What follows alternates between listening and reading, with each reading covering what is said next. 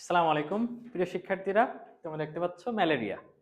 হ্যাঁ, তোমাদের ম্যালেরিয়া জায়গা থেকে সিকিউ আসতে পারে, এমসিকিউ আসে। খুব গুরুত্বপূর্ণ টপিক। আমরা এই ম্যালেরিয়ার মধ্যে কি দেখব? ফার্স্টেই প্লাজমোডিয়াম।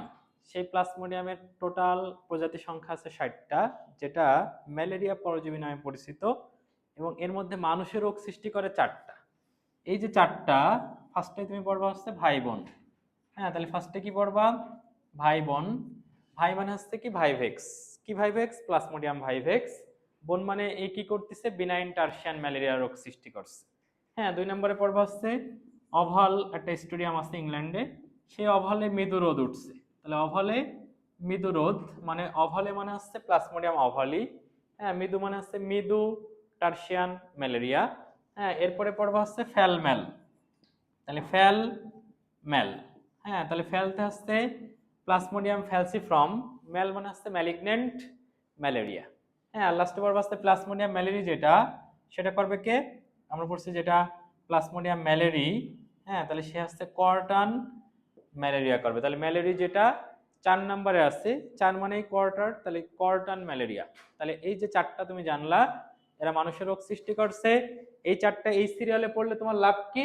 প্রথম 2টা 48 ঘন্টা 48 ঘন্টা, পরেরটা 36 থেকে 48, আর লাস্টেরটা হচ্ছে 72 ঘন্টা পরপর জ্বর আসে। আবার এর সাথেই মনে রাখবে এদের সুপ্তিকাল। প্রথমটা 12, এই যে 12 2 মানে হচ্ছে 20, তাহলে 12 থেকে 20 দিন। হ্যাঁ, 12-র আগে কত আছে? 11, মনে রাখবে 11 থেকে 16 দিন। 16-র অর্ধেক কত? 8, 8 থেকে 15 দিন। 8-এর আগে 1 বসাও, 18, 18 থেকে 40 দিন। তাহলে দেখো সুপ্তিকালটা একসাথে পড়ে ফেলবা। তাহলে এই জায়গা থেকে একটা এমসিকিউ চলে আসলে তুমি পারবা। হ্যাঁ, তাহলে আমরা এই যে 60টা জানলাম। এখন আসো কি, এই ম্যালেরিয়া অর্থ কি? ম্যাল অর্থ দূষিত, এরিয়া অর্থ বায়ু। এটাকে দূষিত বায়ু বলা হয়। এবং ম্যালেরিয়া হলে যে জ্বর আসে, এটাকে অনুপম পর্যাবৃত্ত জ্বর, হ্যাঁ, বা রোমান জ্বর, বা এটাকে জলাজ্বর বলা হয়। এবং এটা কিসের জন্য হয়? অ্যানোফিলিস যে মশকি, স্ত্রী মশা। হ্যাঁ, তাহলে মশকি যেটা অ্যানোফিলিস মশকির কামড়ে হচ্ছে ম্যালেরিয়া। ওইদিকে পড়ছো ডেঙ্গু হয়, তারপর চিকুনগুনিয়া হয় কিন্তু অ্যাডিস মশার জন্য, অ্যাডিস অ্যাজেপ্টিয়া, অ্যাডিস অ্যালবোভিক্টাসের জন্য। আর স্ত্রী অ্যানোফিলিস মশকির জন্য ম্যালেরিয়া হয়। এটা কে করছে আবিষ্কার? স্যার রোনাল্ড রস, ওনার নামটা মনে রাখবা। এবং এই ম্যালেরিয়া হলে আমরা পড়ছি জ্বর কতটুকু হবে?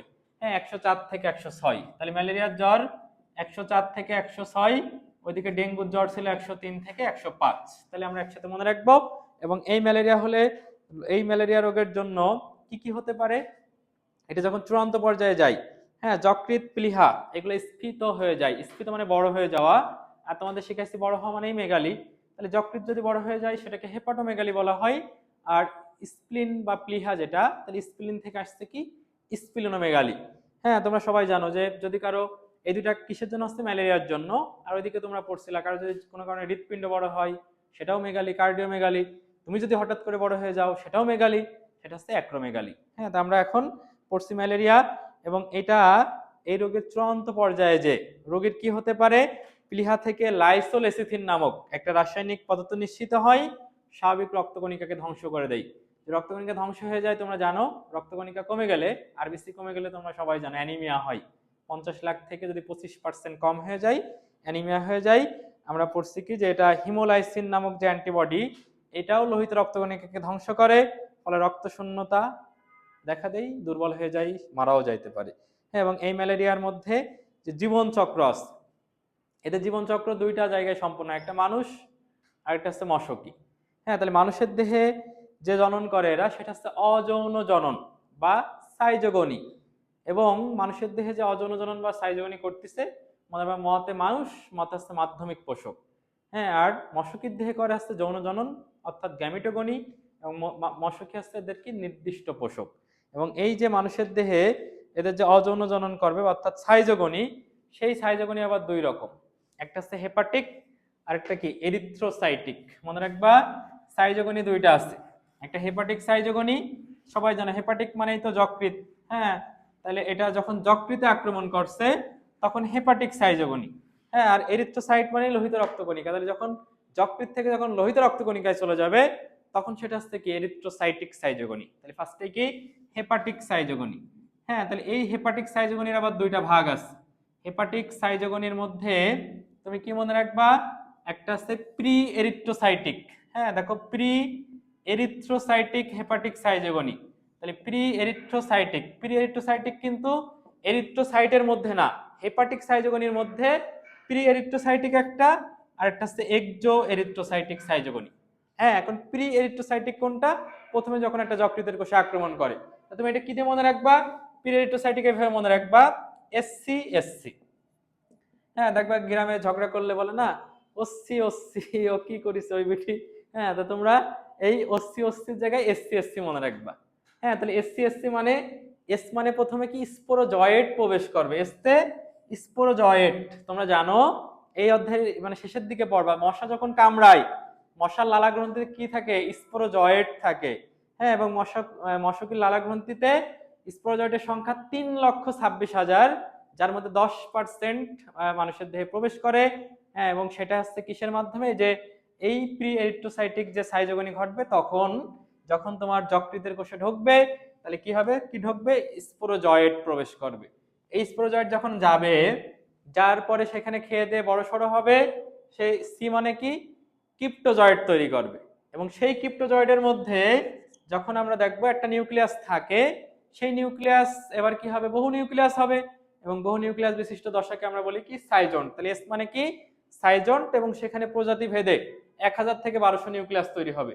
তাহলে এই যে 1200 নিউক্লিয়াস তৈরি হচ্ছে কোন নিউক্লিয়াসের মধ্যে তো এরকম, তার মানে এখানে মনে করো এরকম ছিল ক্রিপ্টোজয়েট, সেখানে এরকম অনেকগুলো নিউক্লিয়াস হলো, এটা হচ্ছে তোমার সাইজন্ট।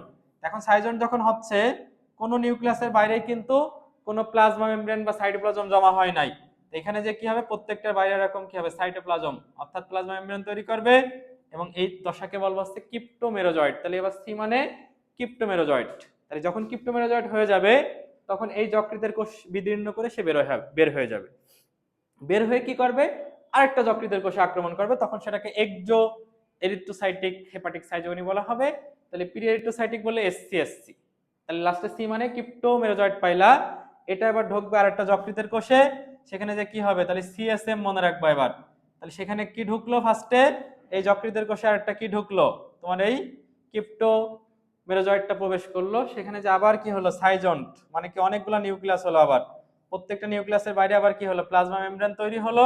তাহলে সেখানে আবার সেটাকে আমরা কি বলবো, এবার মেটা ক্রিপ্টোমেরোজয়েট তৈরি হলো। তাহলে সিএসএম মানে প্রথমে ক্রিপ্টোজয়েট প্রবেশ, তারপরে এসটা আবার সাইজন্ট, আবার তার বাইরে মেমব্রেন তৈরি হয়, তখন সেটা হয়ে যাবে কি মেটা ক্রিপ্টোমেরোজয়েট। যেই মেটা ক্রিপ্টোমেরোজয়েট দুই রকম হতে পারে, একটা হচ্ছে মাইক্রো মেটা ক্রিপ্টোমেরোজয়েট আর একটা হচ্ছে ম্যাক্রো। তা তোমরা সবাই জানো মাইক্রো ছোট, ম্যাক্রো বড়। তাহলে যেটা বড় সেটা চলে যাবে আরেকটা যকৃতের কোষে, পুনরায় যকৃতের কোষে আক্রমণ করবে, আর যেটা মাইক্রো ছোটটা সে চলে যাবে কোথায়, লোহিত রক্তকণিকায় আরবিসিতে। এবং এই যে মাইক্রো মেটা ক্রিপ্টোমেরোজয়েট যখন যাচ্ছে আরবিসিতে, তখন যে সাইজোগনিটা শুরু হচ্ছে সেটাই এরিথ্রোসাইটিক সাইজোগনি। তাহলে হেপাটিক সাইজোগনি শেষ, এবং এখান থেকে হেপাটিক সাইজোগনির লাস্টে কি পাইলা, এখানে পাইলা হচ্ছে মাইক্রো মেটাক্রিপ্টোমেরোজয়েটটা আরবিসির মধ্যে ঢুকলো। তাহলে আরবিসিতে যাওয়া মানে কি, সেখানে যে কি হলো, সেখানে এরিথ্রোসাইটিক সাইজোগনি শুরু হলো, মানে লোহিত রক্তকণিকার সাইজোগনি, এবং আরবিসির মধ্যে কি থাকে, হিমোগ্লোবিন থাকে। তাহলে সেখানে যে হিমোগ্লোবিনকে ভক্ষণ করবে, হ্যাঁ করে কি হবে, এই যে মাইক্রো মেটাক্রিপ্টোমেরোজয়েট যেটা, সেটা আমরা কি করবো, সেই মাইক্রো মেটাক্রিপ্টোমেরোজয়েটটা যাওয়ার পরে সেখানে হিমোগ্লোবিনকে ভক্ষণ করে খেয়ে দিয়ে যখন একটু বড় সড়ো হলো, সেই দশাকে বলা হয় ট্রোফোজয়েট দশা। তাহলে ট্রোফোজয়েট দশা তৈরি করলো কোথায়, যে লোহিত রক্তকণিকায় যে, তাহলে ফার্স্টে কি হলো ট্রোফোজয়েট হলো। এবং এই ট্রোফোজয়েট দশাটাই সব থেকে ক্ষণস্থায়ী দশা। এখানে তুমি সবচেয়ে ক্ষণস্থায়ী পারছো ট্রোফোজয়েট, যখন তুমি কোষ বিভাজন পড়ছো ক্যারিওকাইনেসিসের মধ্যে সব থেকে ক্ষণস্থায়ী পর্যায়ের নাম হচ্ছে প্রোমেটাফেজ, আর এখানে পড়ছো ট্রোফোজয়েট, এটা ক্ষণস্থায়ী। কিভাবে হলো, আরবিসির মধ্যে হিমোগ্লোবিন ভক্ষণ করলো, কে করলো, মাইক্রোমেটাক্রিপ্টোমেরোজয়েট করে একটু বড়সড় হয়ে একটা ট্রোফোজয়েট দশা তৈরি করলো। এবং সেখানে আমরা দেখতে পাবো মাঝখানে একটা নিউক্লিয়াস থাকবে এবং একটা কোষ গহ্বর থাকবে। সেই গহ্বরটা আস্তে আস্তে কি হবে, বড় হবে, এবং একপাশে নিউক্লিয়াস থাকার কারণে এই গহ্বর যেটা আছে সেটা যখন বড় হবে, সেটা যেহেতু এই পাশে নিউক্লিয়াস আছে, তখন দেখতে একটা রিং এর মতো হয়ে যাবে, এবং এই রিংটাকেই বলা হচ্ছে সিগনেট রিং। তাহলে এই যে প্রথমে ট্রোফোজয়েট হলো, তারপরে কি হলো সিগনেট রিং তৈরি হলো, এবং এই সিগনেট রিং হওয়ার পরে সেটা 8 ঘন্টার মধ্যে সেই গহ্বরটা অদৃশ্য হয়ে যাবে। যাওয়ার পরে এটা একটা অ্যামিবার মতো একটা আকৃতি গঠন করবে। যেহেতু অ্যামিবার মতো আকৃতি গঠন করবে, তাই নাম হয়ে যাবে কি অ্যামিবয়েড ট্রোফোজয়েড দশা। তাহলে অ্যামিবয়েড ট্রোফোজয়েড দশা তৈরি করবে এবং সেই অ্যামিবয়েড ট্রোফোজয়েড দশার মধ্যেও যখন একটা অ্যামিবার মতো একটা আকৃতি হবে, এর মাঝখানে একটা কি থাকবে, নিউক্লিয়াস থাকবে, আর চারপাশে অনেকগুলো দানা থাকবে।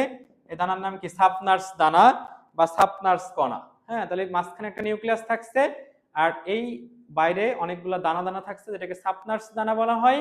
এই সাবনার্স দানা দেখেই ম্যালেরিয়া রোগ শনাক্ত করা যায়। হ্যাঁ, তাহলে সাবনার্স দানা বা সাবনার্স কণা, মাঝখানে একটা নিউক্লিয়াস আছে, তাহলে এখানেও কি হবে, সাইজন্ট হবে। এবং ওই জায়গাটাই হেপাটিক সাইজোগনিতে সাইজন্টে 1000 থেকে 1200 নিউক্লিয়াস হয়েছে, এখানে নিউক্লিয়াস হয় 12 থেকে 24টা।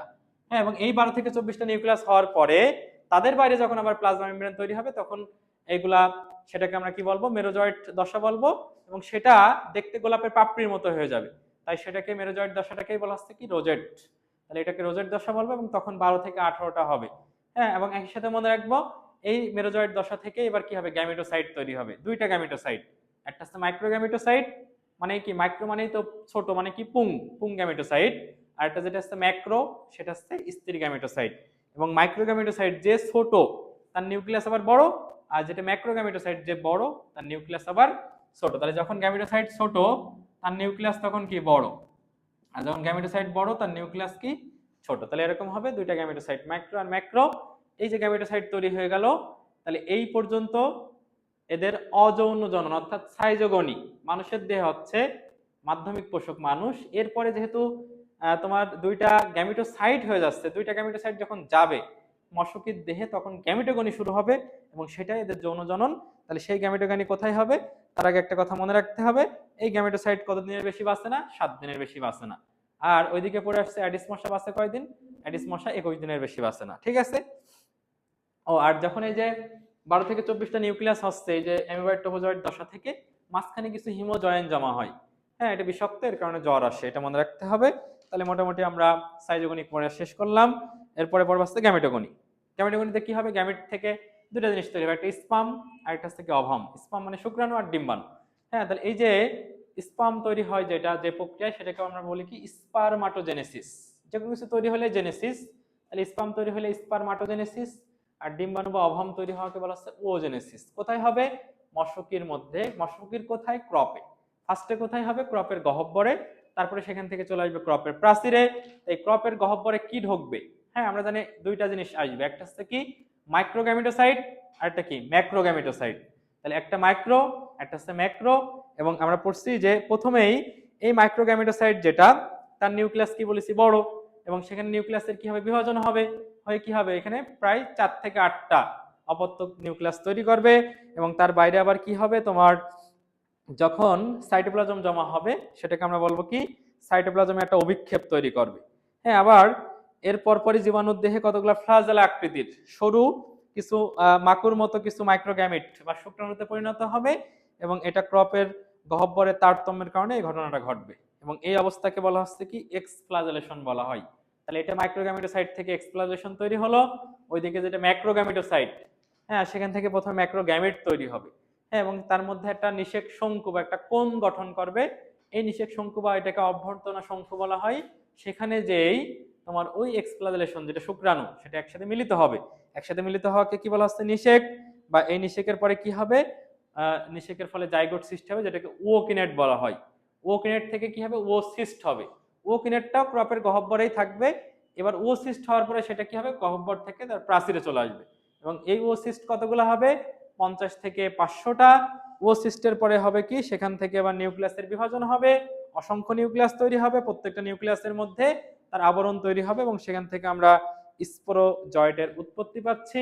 এবং সেই স্পোরোজয়েট এই মশকের ক্রপের প্রাচীর থেকে বের হয়ে তখন কোথায় যাবে, এদের যখন ওই যে মশা তোমাকে আবার কামড়াবে, তখন ওই যে তোমার যকৃতের কোষে ওইটা প্রবেশ করবে। এই সেই স্পোরোজয়েট যেটা আমরা পড়ছি, মোট এদের লালাগ্রন্থিতে স্পোরোজয়েট থাকে 3,26,000, তোমার দেহে প্রবেশ করবে কত পার্সেন্ট, 10%। হ্যাঁ, তাহলে এখানে যে দশাগুলো আছে ক্রপের মধ্যে যা যা ঘটছে প্রায় সবই হ্যাপ্লয়েড দশা, শুধুমাত্র মনে রাখবা 3টা ডিপ্লয়েড আছে। যেহেতু ওই যে মাইক্রোগ্যামেট মানে আর ম্যাক্রোগ্যামেট শুক্রাণু ডিম্বাণু একসাথে মিলে কি হলো, জাইগোট। জাইগোটটা কি, ডিপ্লয়েড। সেখান থেকে ওকিনেট, সেটা হচ্ছে ডিপ্লয়েড। ওসিস্ট, সেটাও ডিপ্লয়েড। বাকি সবকিছুই হ্যাপ্লয়েড। এবং এই ম্যালেরিয়া সংক্রমণে আমরা পড়ছি, এটাকে তুমি যদি প্রতিকার বা প্রতিরোধ করতে চাও তাহলে ফার্স্টে তোমাকে কি করতে হবে, তোমার মশা নিধন করতে হবে। হ্যাঁ, এর জন্য কি লার্ভা পিপা মারতে হলে তোমাকে ওই যে পানিতে কেরোসিন বা পেট্রোল জাতীয় যদি তুমি পদার্থ ছিটাও তাহলে এর অক্সিজেনের অভাবে মারা যাবে। আর এছাড়া কি আছে, বিএইচসি ডায়ালড্রিন সহ হ্যাঁ তোমার কিছু কীটনাশক ওষুধ দিলে এদের লার্ভা পিপা মারা যায়। এদের ছোট অবস্থানে ছোটই থাকে, বড় হতে না পারে। এর জন্য একটা হরমোন আছে, জুভেনাইল হরমোন। হ্যাঁ, এটা ছোট অবস্থাকে ছোটই রাখবে, ছোট থাকলে তো তোমাকে কামড়ায় কিছু করতে পারবে না। হ্যাঁ, কামড়াতেই পারবে না। এই জুভেনাইল হরমোন তোমার আরেকটা জায়গায় কাজ করে, ঘাস ফড়িং এ। ঘাস ফড়িং এর যে নিম্ফ দশা, দীর্ঘদিন নিম্ফ রাখার জন্য, ছোট রাখার জন্য জুভেনাইল হরমোন ক্ষরণ হয়। সেটা ওদের একটা গ্রন্থি থেকে হয়, এবং সেটা অন্তঃক্ষরা গ্রন্থি। ওদের চারটা গ্রন্থি আছে, একটা আছে কি, হ্যাঁ একটা আছে সেরেব্রাল গ্রন্থি কোষ, কি আছে চারটার মধ্যে যে পড়ছিল যে একটা প্রোথ্রাসিক, হ্যাঁ তারপরে ছিল কি একটা আছে তোমার কর্পোরা এলাটা, একটা ছিল কি কর্পোরা কার্ডিয়াকা। তো ওই কর্পোরা এলাটা থেকে আর কি জুভেনাইল হরমোন ক্ষরণ হয়। হ্যাঁ, তাহলে যেটা হচ্ছে ঘাস ফড়িং এর নিম দশারে দীর্ঘদিন নিম্ফ রাখে, আর কর্পোরা কার্ডিয়া থেকে পরে গ্রোথ হরমোন ক্ষরণ হয়, সেটা আবার বড় করে দেয়। এখানে তাহলে তুমি জুভেনাইল হরমোন ছিটাইলে তুমি মশাকে ছোট রাখতে পারবা। আর যদি বড় মশাকে তুমি তুমি মারতে চাও, যে ফগিং মেশিন এর সাহায্যে কি করে, ধোঁয়া সৃষ্টি করে। কিসের ধোঁয়া? সালফার ডাইঅক্সাইডের ধোঁয়া সৃষ্টি করে। হ্যাঁ, এসে আসলে এর মশা মারার থেকে তখন আরো কি বের হয়ে যায় আর কি, বেশি যে লুকায় থাকে যারা তারাও বের হয়ে আসে বাইরে। হ্যাঁ, ওইটা থেকে বেশি কাজ হয় না। হ্যাঁ, তুমি কি করবা, যখন তুমি কোনো কিছুই করতে না পারবা, তোমার সব থেকে বুদ্ধিমানের কাজ কি, তুমি আত্মসমর্পণ করে তুমি মশারি টানায় শুয়ে থাকবে, তাহলে মশা তোমাকে আর কামড়াইতে পারবে না। হ্যাঁ, এবং দেখো এই ম্যালেরিয়ার জন্য ক্লোরোকুইন প্রতিরোধী হয়ে উঠছে, এবং আর্টিমিসিনিন যেটা প্লাজমোডিয়াম ফ্যালসিফ্রাম জীবাণুর প্রতিরোধ করছে। আর সবচেয়ে গুরুত্বপূর্ণ কি, ম্যালেরিয়াটা টিকা বের হয়েছে। মনে রাখবা, ম্যালেরিয়া কামড়াচ্ছে কি মশার জন্য হচ্ছে, মস্কিউটোর জন্য। তাই ভ্যাকসিনের নাম হচ্ছে মস্কিউরিক্স, যেটা আরটিএসএস নামে পরিচিত। তাহলে ম্যালেরিয়ার জন্য মস্কিউরিক্স, যেটা আরটিএসএস। তাহলে ম্যালেরিয়া টপিক থেকে এটুকুই। জাস্ট বইটা সামনে নিয়ে দেখলেই এই ম্যালেরিয়া থেকে যাই আসুক তাই তুমি পারবা। ঠিক আছে, থ্যাংক ইউ।